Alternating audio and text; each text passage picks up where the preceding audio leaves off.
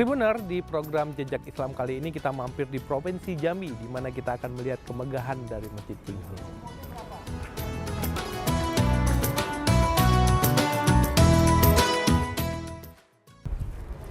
Sesuai dengan namanya, Masjid Laksamana Cinghu ini menghadirkan arsitektur khas Tionghoa. Bagaimana ceritanya? Yuk ikuti Jejak Islam kali ini bersama saya.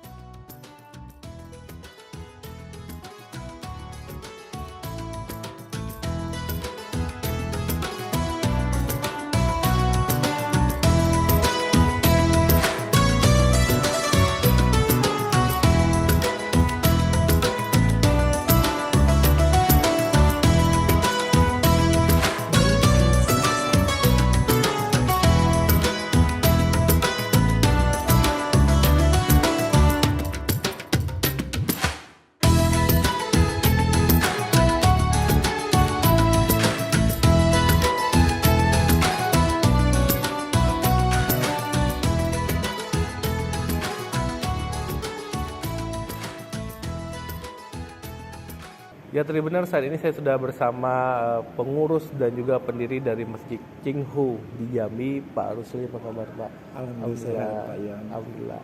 Pak, ini kan kita mau masukin Ramadan nih, beberapa hari, 8 hari lagi kalau nggak salah ya Pak ya. Betul. Nah ini ada kegiatan apa aja Pak di Masjid Cinghu Pak?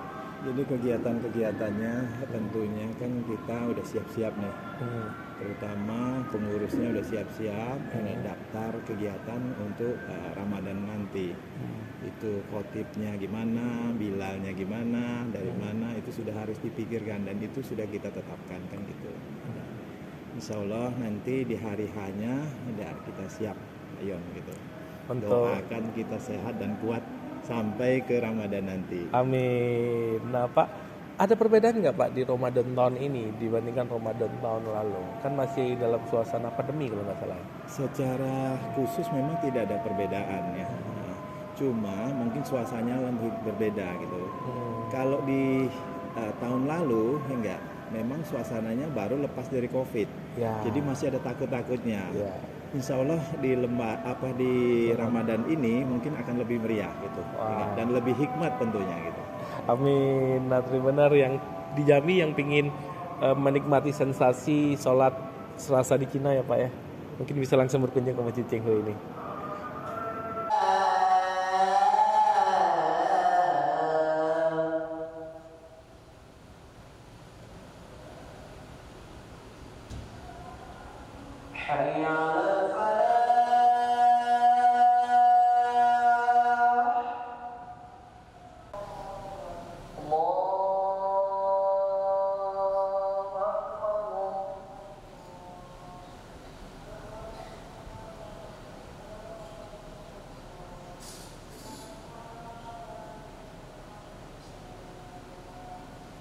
Masjid Cinghu ini kan terkenal dengan arsitekturnya yang ciri khas sekali, ditambah lagi dengan ornamen-ornamennya Pak. Apa sih Pak filosofi dari keciri khasan arsitektur yang ada di Masjid Cinghu ini?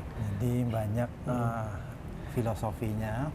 Yang pertama memang ini diangkat dari arsitektur Chinese atau Tionghoa, terutama yang ini, yang dari agama Konghucu. Konghucu ya. Karena kebetulan kami dari Konghucu. Nah, Konghucu itu tempat ibadahnya kelenteng. Nah, kelenteng itu ciri khasnya ya memang dia punya hubungan tuh melengkung naik.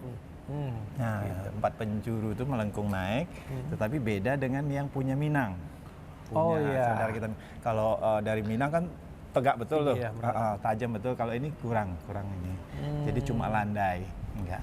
Nah, untuk hal-hal yang lain, misalnya didominasi oleh unda-unda, terus ada segi 8. Nah, segi 8 itu artinya apa? Patkua itu ini artinya keseimbangan, keseimbangan bahwa itu ada siang dan malam, dunia akhirat.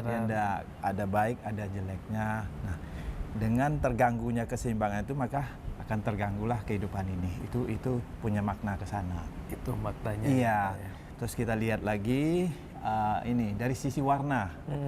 Warnanya kan ada 3 ya yang menyolok di sini. 1 merah. Merah itu artinya keberuntungan. Kita ingat kalau angpau ya. Kalau Imlek itu kan pasti ingat tuh, anak-anak pasti ingat angpau. Nah, itu keberuntungan. Itu tanda keberuntungan. Nah, kemudian ada yang kuning. Kuning ini kemegahan. Kemegahan juga kekuasaan gitu. Seperti raja-raja itu kan selalu digambarkan kuning emas. Enggak. Nah, satu lagi hijau. Hijau ini juga sendiri selain juga dari budaya Chinese juga di Islam sendiri kan hijau juga baik gitu. Ya, itu artinya ketenangan, kedamaian gitu. Nah, inilah yang kita adopsi enggak dan kita terapkan pada Masjid Cheng Ho ini. Nah, untuk tingginya ini dari bawah sampai ke undaknya itu 17 meter kurang lebih. 17 meter, Iya, tinggi sekali ya Pak. itu menandakan 17 rakaat kita sehari semalam. Oh, ternyata itu ada filosofinya. Ada filosofinya.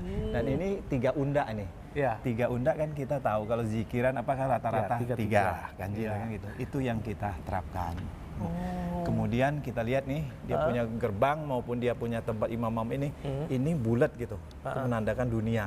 Oke. Nah, dunia itu bulat, enggak. Dan segi empat ini 4 penjuru mata angin gitu. Jadi semua ada makna-maknanya, enggak. Nah, itu yang kita adopsi gitu. Dan memang saya pernah juga waktu mau menerapkan daripada budaya itu sempat dipertanyakan karena terutama warna merah ini agak susah kita mau terapkan. Kenapa? Karena dibilang nyolok gitu. Ya. Tapi alhamdulillah istri saya ini kan juga dari keturunan Tionghoa. Mertua saya yang cewek ini darah Tionghoa yang diangkat anak oleh orang kita Islam. Nah, dia berani. Kita tetap harus pada konsepnya. Kita akan tampilkan apa adanya. Nah, ternyata merah ini banyak diapresiasi oleh pihak-pihak luar. Baik itu yang Tionghoa non-Muslim maupun yang Muslim gitu. Nah, pada saat ini launching, yang pertama kali datang itu justru bukan yang dari Muslim. Ya. Dari Tionghoa non-Muslim. Yang memviralkan lah. Yang memviralkan gitu. Karena mereka terkejut gitu. Selama ini kan, mohon maaf ya, dalam tanda petik, Islam itu kan dianggap keras. Tertutup gitu. Tertutup gitu. Nah, inilah stigma-stigma yang mau kita geser. Tapi dengan real gitu, dengan action di lapangan. Dan ini terbukti, mereka datang, mereka tanya, kok boleh di tengah-tengah masyarakat Muslim ini kok boleh berdiri sebuah masjid yang berarsitekturkan Tionghoa. Nah, di situ kita jelaskan bahwa Islam itu sangat toleran. Ya, betul sekali, sangat toleran, dan Islam itu juga akan membedakan mana yang budaya, mana yang akidah atau tauhid. Selama budaya itu tidak bertentangan dengan akidah, monggo bisa jalan. Tetapi kalau yang bertentangan itu yang tidak boleh.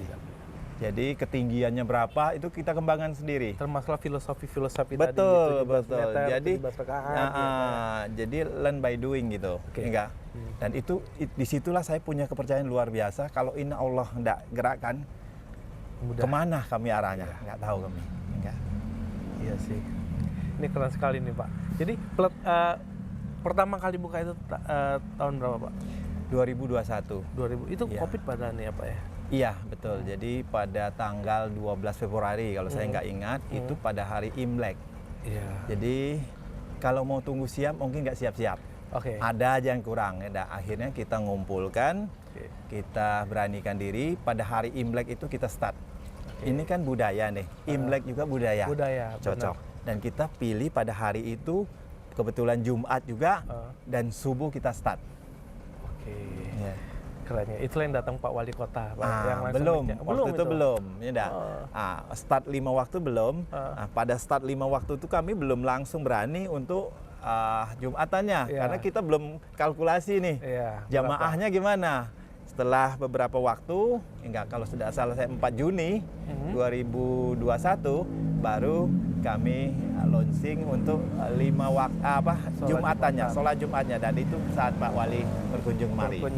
Dan langsung dijadikan destinasi wisata di Kota. Alhamdulillah luar biasa. Terima kasih Pak. Ya demikianlah jejak Islam kali ini bersama saya Muhammad Yan Rinaldi. Sampai ketemu lagi. Assalamualaikum warahmatullahi wabarakatuh.